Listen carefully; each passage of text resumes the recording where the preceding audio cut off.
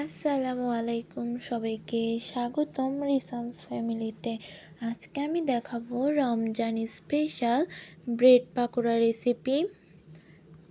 Bread pakora তৈরি করার জন্য এখানে আমি কিছু সিদ্ধ করে রাখা আলু নিয়ে নিয়েছি। এখন এখানে আলুগুলো গ্রেট করে নিয়েছি। এখানে 1/4 কাপ পেঁয়াজ কুচি দিয়ে দিচ্ছি।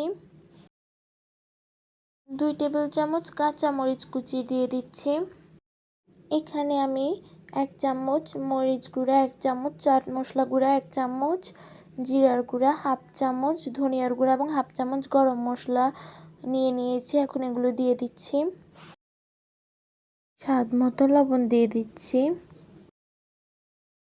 ধনিয়া পাতা কুচি দিয়ে দিচ্ছি। এখন সবকিছুকে ভালোভাবে একসঙ্গে মেখে নিচ্ছি। এখন পুরটি তৈরি হয়ে গিয়েছে। এখন এখানে আমি 1 কাপ পরিমাণে বেসন নিয়ে নিয়েছি। এখানে 1/2 চামচ মরিচ গুঁড়া, 1/4 টিস্পুন জিরার গুঁড়া, 1/4 টিস্পুন হলুদ গুঁড়া এবং 1/4 টিস্পুন গোলমরিচ গুঁড়া নিয়ে নিয়েছি। এখন এগুলো দিয়ে দিব। 1 চামচ আদা বাটা এবং 1 চামচ রসুন বাটা। ধনিয়া পাতা কুচি দিয়ে দিয়েছি। এখন এখানে অল্প পরিমাণে লবণ দিয়ে দিচ্ছি। এখন সবকিছুকে একসঙ্গে মিক্স করে নিচ্ছি। এখন এখানে অল্প অল্প পানি দিয়ে একটি ব্যাটার তৈরি করে নিব। ব্যাটারটি তৈরি করতে এই কাপটির 1 কাপ এবং 2 টেবিল চামচ পানি লেগেছে। এখন এখানে আমি স্লাইড ব্রেড নিয়ে নিয়েছি। প্রথমে আমি টমেটো সস দিয়ে দিচ্ছি।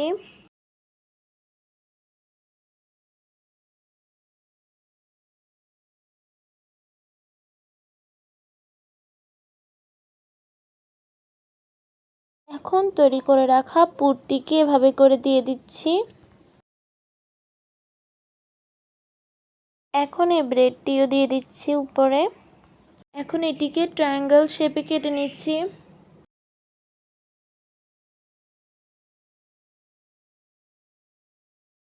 এখন আরেকটি তৈরি করে দেখাচ্ছি।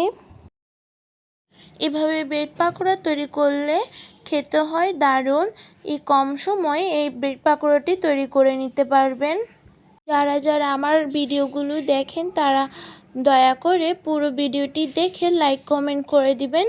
পারলে আমার পরিবারে যুক্ত হয়ে যাবেন।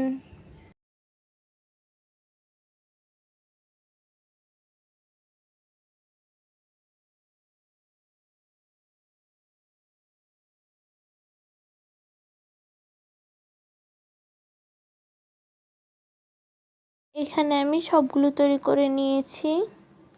আপনারা চাইলেও এভাবে ছোট করে করতে পারেন।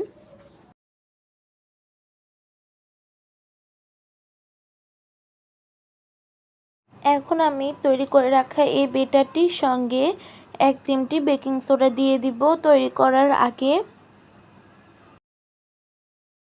এখন এখানে একটি কড়াই নিয়ে নিয়েছি। কড়াইতে পরিমাণ মতো রান্নার তেল দিয়ে দিচ্ছি।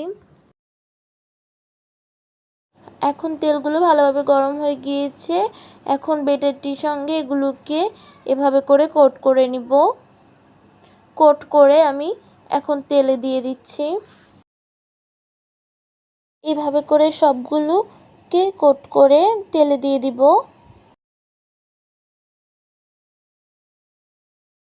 এক পাশ ভালোভাবে হয়ে গিয়েছে। এখন আমি এইটিকে উল্টিয়ে দিয়েছি। এখন এগুলোকে ব্রাউন কালার করে ভেজে নেওয়া হয়ে গিয়েছে, দেখুন। এখন এগুলোকে উঠিয়ে নিচ্ছি। এভাবে করে সবগুলোকে ভেজে নিব।